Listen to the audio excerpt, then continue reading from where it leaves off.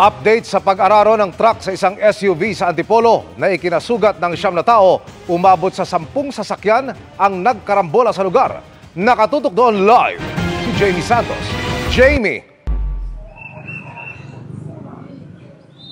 Emil, nandito pa rin sa kahabaan ng Sumulong Highway ang dump truck na di umano'y nawalan ng preno na naging dahilan ng karambola ng mga sasakyan kaninang hapon.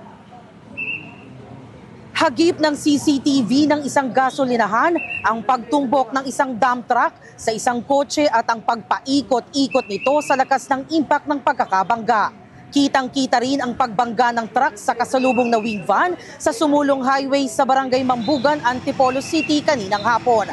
Wasak na wasak ang harapang bahagi ng kaparehong dump truck at wing van. Nagkabasag-basag din ang kanilang mga windshield.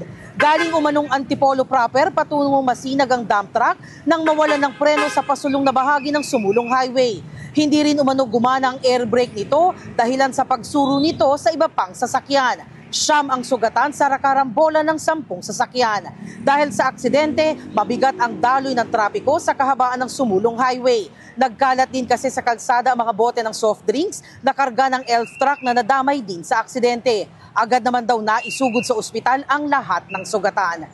Emil, sa mga oras na ito ay mabigat pa rin ang daloy ng trapiko dito nga sa kahabaan ng Sumulong Highway. Sa di kasi kalayuan mga ilang metro mula rito sa ating kinatatayuan, isang aksidente naman po ang naitala. Isang elf truck at 3 kotse po ang damay sa aksidente. At yan ang latest mula rito sa Antipolo. Balik sa iyo, Emil. Maraming salamat, Jamie Santos.